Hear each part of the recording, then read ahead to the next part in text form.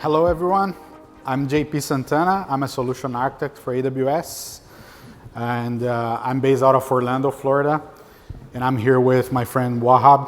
Wahab is also a solution architect. We're on the same team at AWS, and we are going to talk about some integrations, native integrations that Apache Pinot has with some AWS services, and by the end, Wahab is going to do a demo as well of that.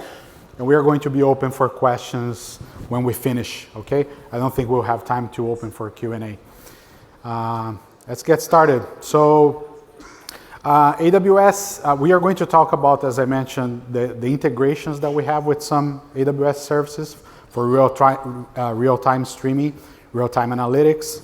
After that, how to run Apache Pinot on, in this case, specifically Amazon EKS, which is our managed service for Kubernetes on AWS. And then by the end, we are going to do the demo. So let's start with the data and analytics services that we have in this space of real-time analytics that have native integration with Apache Pinot. And we are talking about the open source Apache Pinot here, okay? As you know, we have a lot of sources for real-time analytics. Some of them are outlined here. And AWS has two families of services for real-time analytics, data ingestion, and we can do a little bit more on the analytics, especially with Kinesis. But as far as the integration goes, we are talking about Kinesis data streams here on the Kinesis family. I'm going to talk about the Kinesis family in a little bit more detail later on, but the integration today is with Kinesis data streams, okay? And then we also have a managed service for Kafka. We call it MSK, managed streaming for Apache Kafka. And those services are going to play a role in this ingestion and storage space, right? As you know, AWS has more than 250 services today. It's a lot of services. And we have a lot of services that do a lot of things, different things. And they could, at some point, do the same thing that Apache Pinot does on this processing layer here, but we are focusing here on Apache Pinot, right? So the integration can be done for real-time analytics with basically those two services that we have, and for batch processing with S3, with Amazon S3. So when we talk about Kinesis, Kinesis is a family of services today. We started, actually Kinesis just completed 10 years. We started Kinesis 10 years ago, so it's a very mature service. And the first one used to be only called Kinesis, is Kinesis data streams, right? Kinesis data streams allows you to ingest a huge amount of data. It is a managed service, and today we have a serverless mode for that, so you don't need to worry about the scaling up or down. The service is going to do all that for you. When Kinesis ingests some data, the data is replicated automatically for you in 3 availability zones or in 3 virtual data centers inside of an AWS region, right? So you have huge data durability of the data. And you can store the data on the Kinesis shard, which is the unity of the storage for the streaming on Kinesis for up to a year. So it's a very mature service. The price of Kinesis is very attractive for some use cases as well. And we have native integration with Apache Pinot open source for data streams. We also have those other services on the Kinesis family for real-time analytics on the stream, right? You can do SQL queries on the stream with data analytics, Kinesis data analytics. You can do some optimized video ingestion with video streams. And with Kinesis Firehose, you can actually, as you get the data on the stream, and you can also integrate data streams with Firehose. So data streams can be a source for Firehose to facilitate putting that data inside of some storage service. So you can do, with Kinesis Firehose, you can do storage on S3, you can do storage on Redshift if you have a data warehousing use case. You can do storage on OpenSearch, right, which is our version of Elasticsearch, used to be called Elasticsearch. And also some third-party tools like Splunk, for example, right? So you can have Kinesis in front of Firehose to facilitate storing the data on some storage service, depending on the use case, right? And that can have some integration with Pinot because Pinot can ingest data from S3 for batch processing. And we also have MSK. So MSK is the open source Kafka. Is the same Kafka that we have on the community. The open source community is not like a Frankenstein Kafka that AWS created. It's the same open source Kafka that we have out there. It's just that the cluster is managed by AWS. So the control plane is managed by AWS, right? So with MSK, you have the option of choosing serverless. So we are going to manage pretty much everything for you, and take off the undifferentiated heavy lifting that you would have with managing a Kafka cluster. And you can also manage it yourself in a mode called provisioned, and then you can deploy your own instances, your own EC2 instances for the cluster in multiple availability zones, and have some more flexibility and manage some aspects of the cluster yourself, right? It's highly durable, highly secure. Everything is encrypted, can be encrypted with KMS, our encryption at rest service. And Pinot has full integration with Kafka, right? It's very common to use partners like Confluent with Pinot, and MSK is just another option for customers that are probably already running on AWS or maybe are running an EC2-based cluster for Kafka and want AWS to manage the infrastructure aspects of that cluster for them, okay? So this is another option that we have for real-time data ingestion on AWS. And then for auto ingest and for batch import, for pretty much batch processing, we have S3, right? S3 is the hard drive of the internet, some people call it, right? So it's one of our most mature services.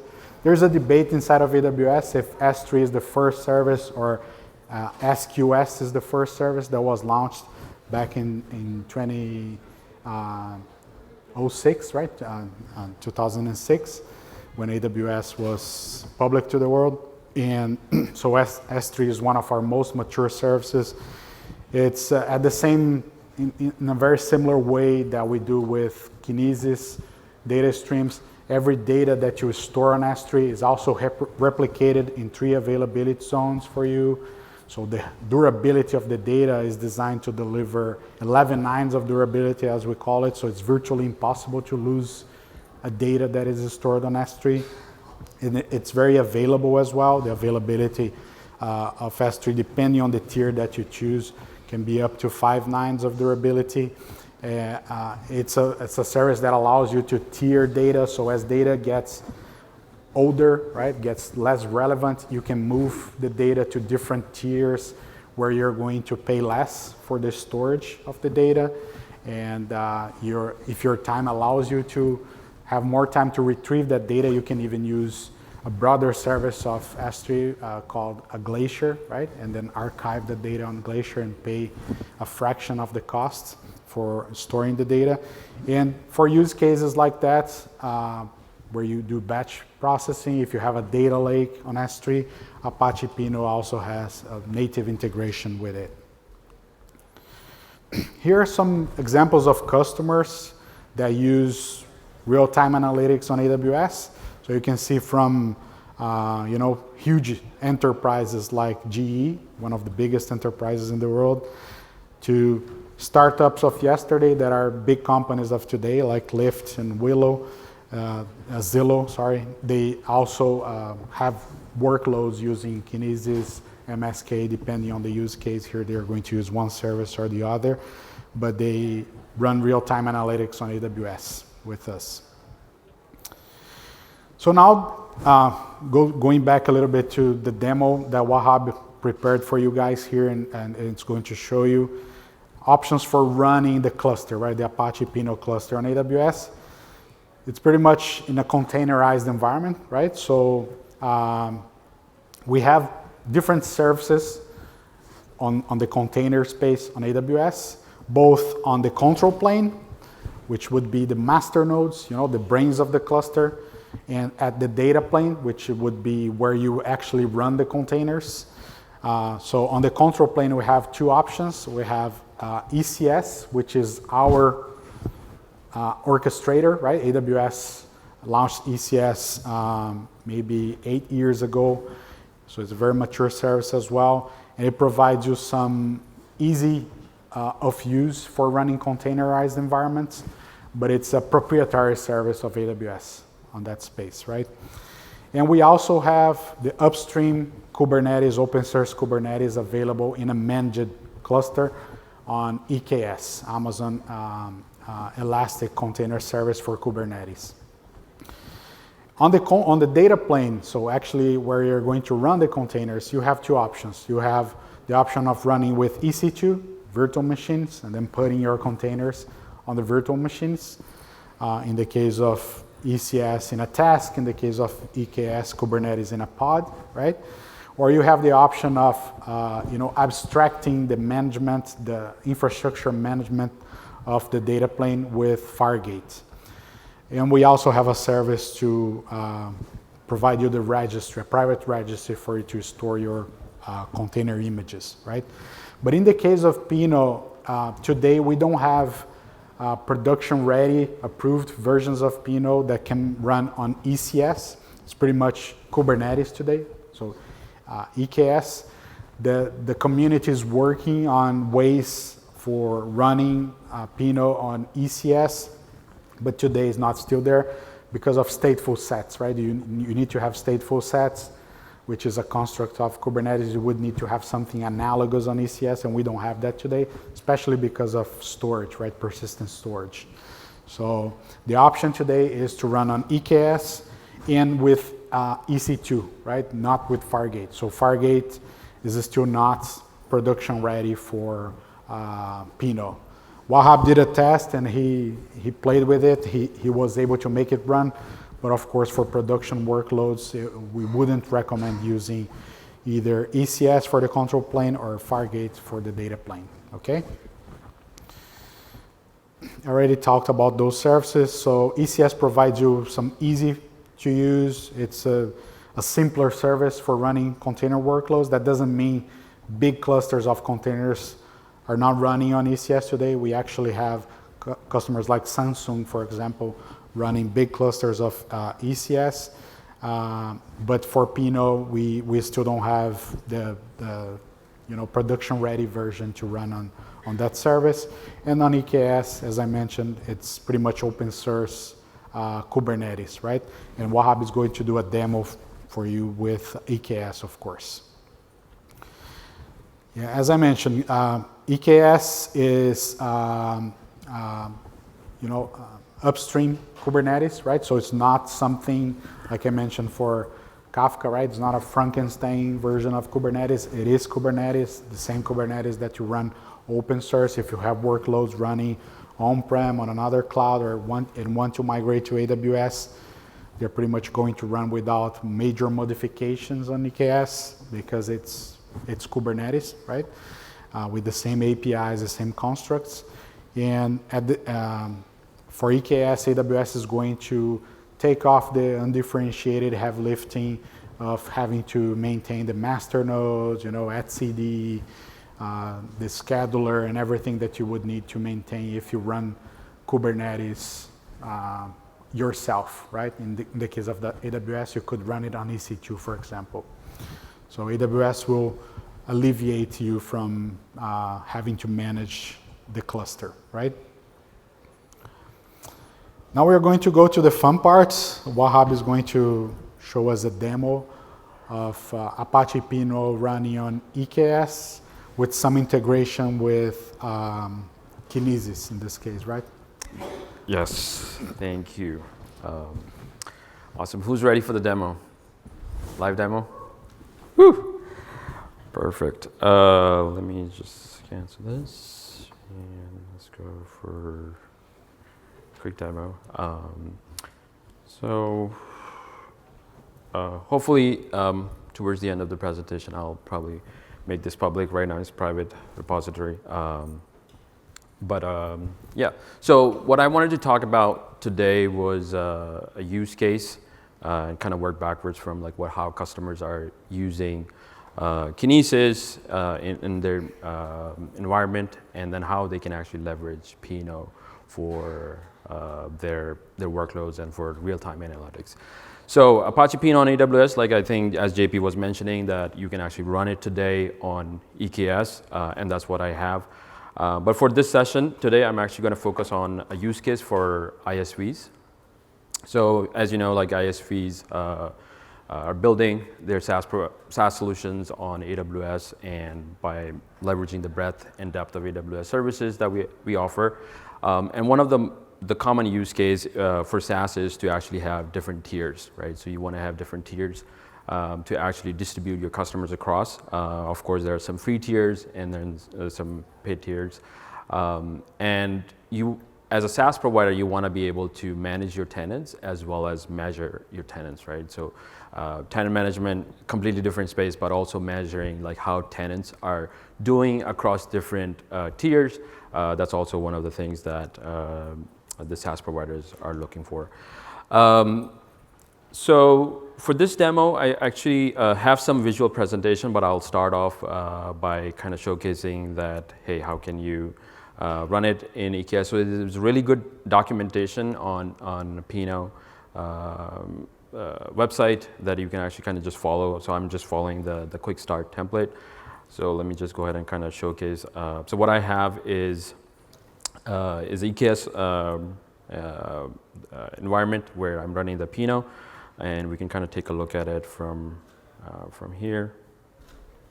So it's a Pinot, like a really basic single node cluster, and I'm running like a broker controller and like 2 servers, pods on EKS environment, as you can see.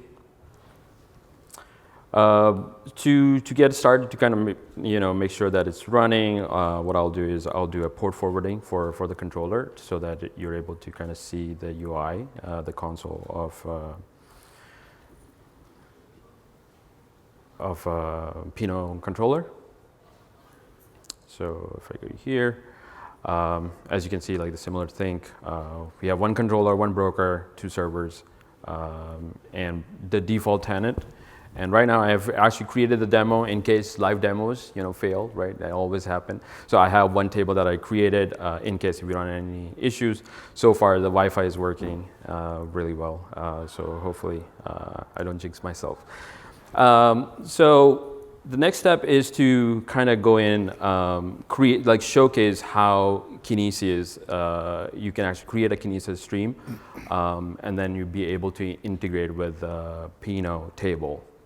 So if you're using Pinot, there's offline tables, which are usually for batch, and then Pinot also supports real-time tables.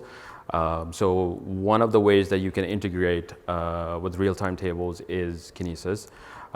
Kafka is more prevalent, like a lot of people uses Kafka integration with Pinot, but we wanted to kind of showcase that, hey, you can also do this using Kinesis. The reason why I like Kinesis is it scales really well. So you can start small, like you can start with a couple of shards, and each shard has a fixed, I would say, like throughput that it can deliver. So for write, you can actually do 1 megabytes per second, and then for the read, you can do 2 megabytes per second read.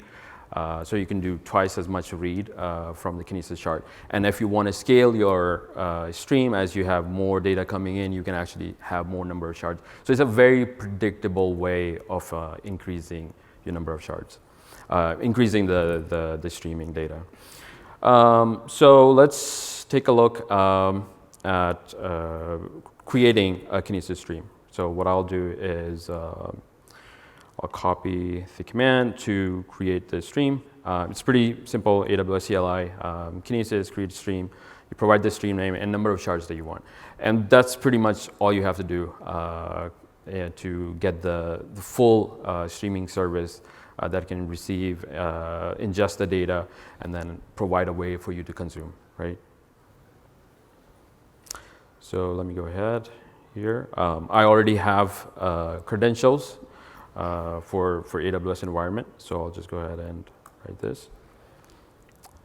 And just like that, I have a Kinesis stream. We can kind of check it out, how it's being created. So as you can see, we have one shard, and then we have a second shard here available. And those are pretty much what we're going to be ingesting our data from.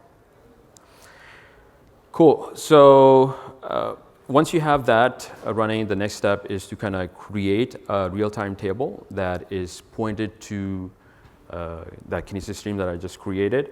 I already have the binaries downloaded in my folder. So Pinot, shout out to the community that has actually done a pretty good job at creating these helper functions, or the CLI is actually pretty mature that all you have to do is use the Pinot admin script, and you can say add table, and it will create the table for you. You have to provide the schema, which is how your data is structured, and then you have to kind of provide the table configuration for that. And I'll go into what the data structure kind of looks like, and I'll talk about the use case a little bit more there. So let's go ahead and create the Pinot table. Just checking up on time, how we're doing. Actually, I need to go to the binary.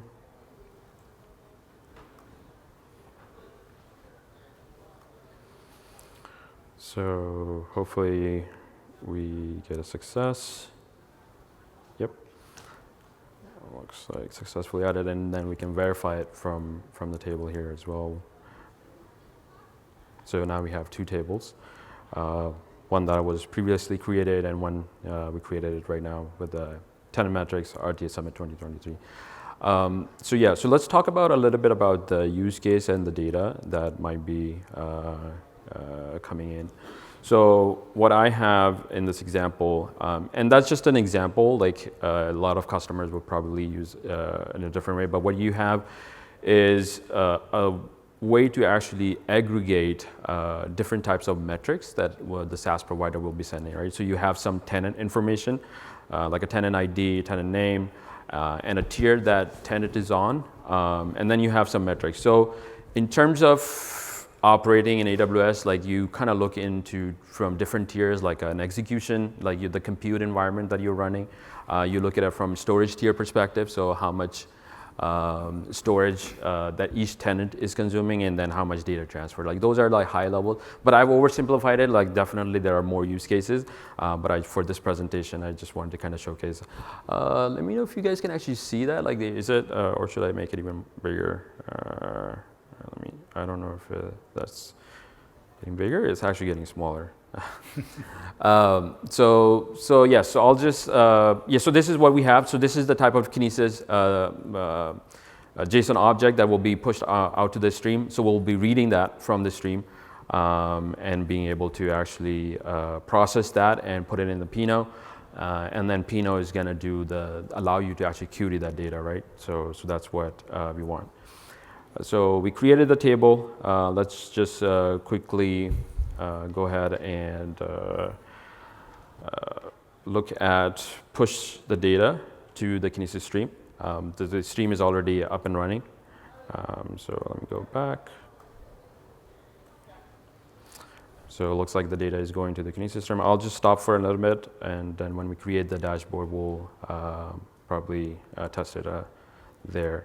So if I go here, I just want to verify that the data is coming into the Pinot. So what you can do is you can actually just queue to the console, and you just say, hey, give me the data. As you can see, like now this table has a little bit of data. It's very small, but at least like it made it from Kinesis to the Pinot table. Now, of course, you can query these data from Pinot, but what people like to do is kind of have some sort of like a visualization that they want to build on top of it. So what I have also running in Pinot cluster is the Apache superset, which is the visualization service. So what I'll do is I'll create a port forwarding to my local environment so that we can actually kind of see the instance that was running in EKS. So if I go here, reload this page.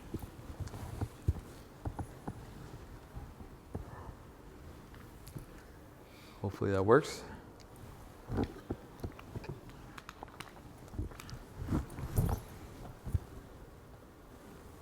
Of course, it's having some issues. Restart that. If anybody want to help me out, and if there's any Wi-Fi congestion issues, then get off the Wi-Fi.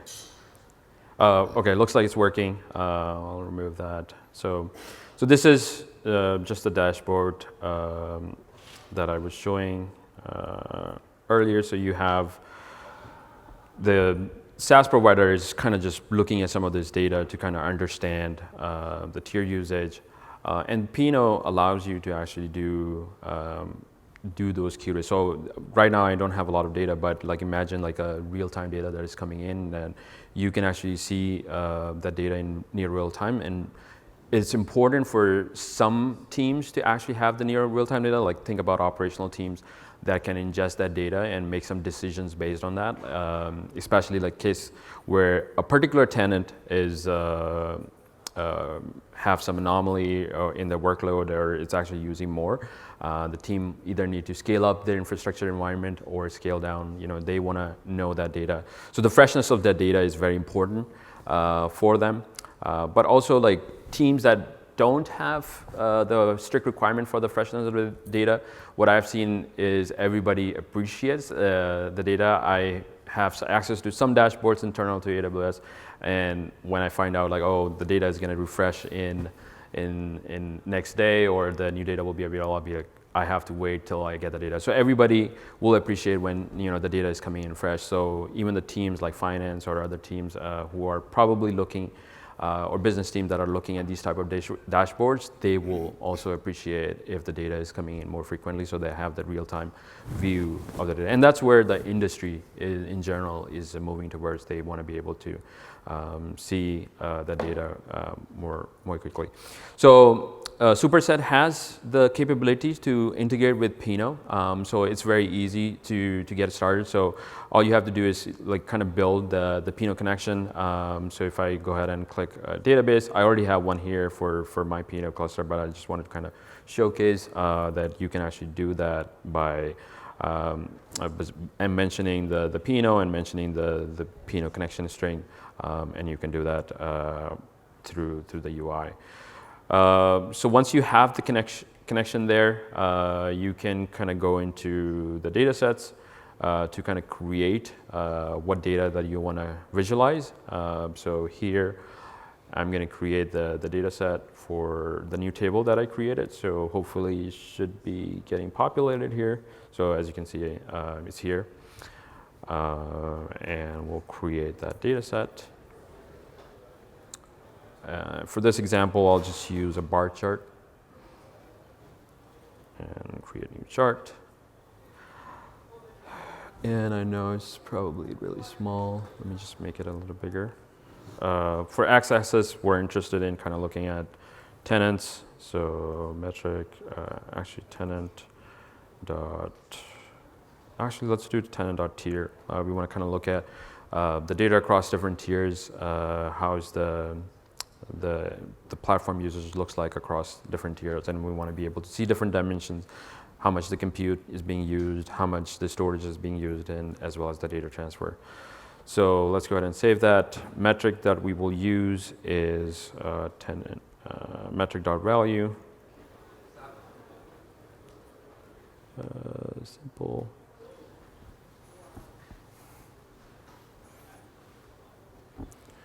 And then we'll aggregate that as a sum. I'm not a superset expert. I'm just started using it a couple of weeks ago to just kind of get the flavor of it. For dimensions, we're going to use metrics.name. So that will actually show us the execution time, the storage time, or the data transfer. So I will use that one here. And that's pretty much about it. So let's create a chart so we can see, and we can give it a name. So it's like tier usage. And we'll do misspelled tier. Oh, okay. Sorry, my bad. RTA Summit. 2023. Let's go ahead and save that. Save. And then once you create a chart, then you can actually reference that in a dashboard. So what I'll do is create a new dashboard.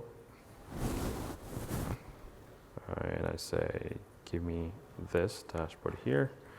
Make it a little bit bigger. So now we can, and what I'll do is I'll ingest more data into Kinesis, and we can see the live data that is being updated into this dashboard. I'll just rename this to operational dashboard.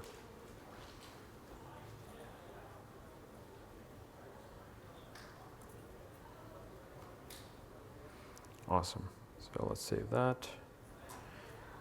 Perfect. So now I think everybody likes to see the real-time data ingestion. So we'll do a little bit of that. Hopefully this is not too small. Yeah.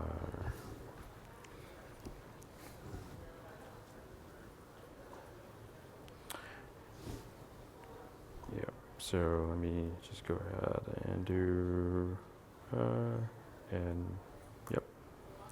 So now the data is being pushed to Kinesis data stream, and what we want to do is we want to kind of go in, take a look at so the superset is connected to that data set that's actually connected to the Pinot table, and the Pinot table is ingesting that Kinesis data live. So what I'll just do is I'll force it to refresh, auto refresh.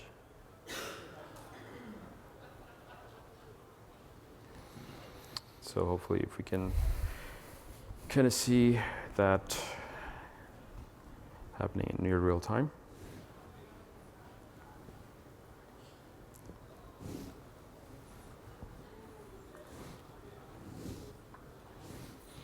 I just realized that 10-second could be a lot when you're presenting on a stage.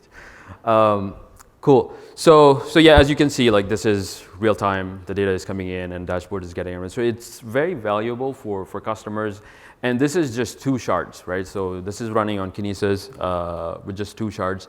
And as you can see, I can push a lot of that data. So the use case is like your apps that could be pushing out the live data to Kinesis streams. There could be different applications within AWS. So Kinesis actually, so right now we have only integration with Kinesis with AWS, but you can integrate other AWS services with Kinesis. So DynamoDB streams, you can actually connect with Kinesis. So that way you can also push out any data, the NoSQL data that is being pushed out, you can also do that and push it out to Kinesis, to Pinot. CloudFront is another one that you can integrate. CloudWatch is another one that you can also integrate with Kinesis. And there are more actually that you can actually integrate with. So what this integration allows you to actually use a lot of the data that lives in different types of services to be pushed out to Kinesis stream, and through that you can leverage Apache Pinot. So AWS has been working with the StarTree team to kind of build like a managed offering. So running Pinot could be the heavy lifting that a lot of customers would probably have to do. But just wanted to give a shout out to the StarTree team who's actually building a managed offering that allows you, that takes away, because everything that you have seen so far is actually managed, right? So Kinesis is managed, but there's a dashboard component, and there's the Pinot thing that I'm actually running on EKS. But if you want to kind of have a managed solution, you can actually do that with the StarTree solution as well. So just wanted to get a shout out to that as well. Yeah, and I'll give it back to you, JP. All right. So just out of curiosity, is anybody running similar things on AWS? Like, is anybody running, one person here, are you running Kinesis or Pinot? Huh? Okay, cool. MSK with Pinot and Pinot on EKS? Perfect. Anybody else running something like, okay, cool. So I hope that was valuable information for you guys. It's all about choice, right? So we wanted to showcase that we can run open source on top of AWS services, and abstract some of the infrastructure management that you would have on those components. But you can also use something like StarTree and abstract everything, right? So it's all about choice. It's all about what is the best. It's going to be the best for your companies and the customers that you are serving, right? All right. So here are just some references, and we can send those to you. I know it's kind of hard to get those from the presentation here if you want to take a picture, but it's pretty easy to find those as well. If you Google for them, you're probably going to find them. First one is a quick start for deploying a Helm chart of Pinot on EKS, on Kubernetes, but in this case specifically for EKS. The second one talks about a piece of the demo that Wahab just showed here for us, which is the integration between Kinesis data streams and Pinot. And the other one are two very nice videos that were put out there by StarTree, showing the integration with S3 for batch processing with Pinot, right? So those are some resources that we wanted to share with you. Please don't forget to rate our session on the app. So just a reminder here for you all. And I think we have some more minutes. I don't know if you guys want to ask any questions, or we'll do our best to answer those. If we don't know, we are going to find someone who knows to give you the answer, okay? Hello. How would you integrate KDA in your existing demo? Sorry, can you repeat the question again? How would you integrate KDA analytics? CDK, you mean? KDA. Kinesis Data Analytics. Okay.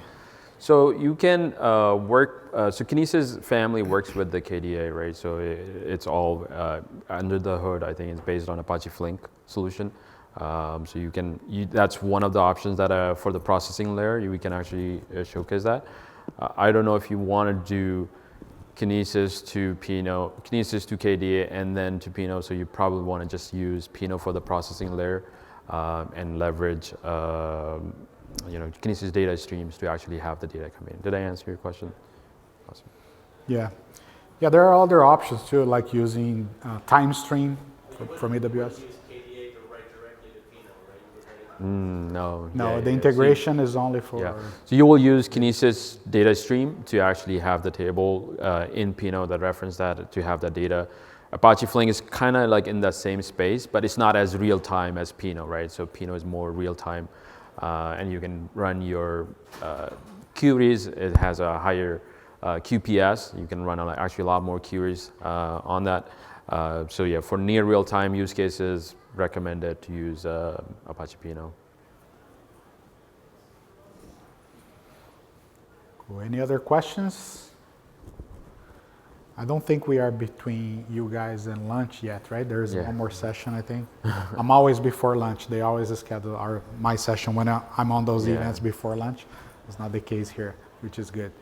So, any other questions before we wrap up? All right, guys. So we have our. One more question here. Sorry. Have you played with analytics from Pinot directly? Deriving analytics from Pinot or integrating Pinot with any of the relational databases. So if you want to get like one holistic view of the data across databases. So like something like Presto to be able to query different data sources using SQL, or? Yeah, so you want to get a holistic view of the data across different databases, Pinot being one of those. Yes. So have you played around? I haven't played around, but I think the solution would probably be using something like Presto engine. So to be able to query, deploy. You can deploy it today on EMR. I think that's what I've seen customers do that. So that allows you to actually query different types of data set using SQL, right? So if that's the question. You can query. Right now, Pinot has a support for Presto, and you can create EMR cluster to be able to, if you have a Pinot deployed in EKS, you can deploy an EMR cluster with Presto that will allow you to actually query the Pinot as well as like other like Postgres data or S3 or something like that. S3 you can query with Athena as well, but if you want to just use the Presto for that, you can do that as well. Yeah, if you want to cross data between other data sources, I think probably the best idea would be to have a data lake, like on S3, Right, yeah. and then ingesting the data from those other sources into the data lake, and then using Pinot integration with S3 for batch processing with the data on S3, right? That could be an option. And then to get the data from the RDS, for example, relational database to S3, there are different options. One would be DMS, for example, which is called data migration service, but can serve not only for migration, but for data movement as well. So thank you for the question. Anybody else? All right, so here are our LinkedIn's. If you guys want to add us and keep this contact, it's always good. I think the best thing on those conferences is the networking, right? So please feel free to add us, and let us know if you have any questions. I have to catch a flight, so I need to go straight to the airport, but Wahab will be here for a while, so if you have any questions, please, you can talk to Wahab. We have Rashmi and Kelly here as well from AWS, so we are here to help you guys, okay? Thank you so much. Thank you for your time. Thank you.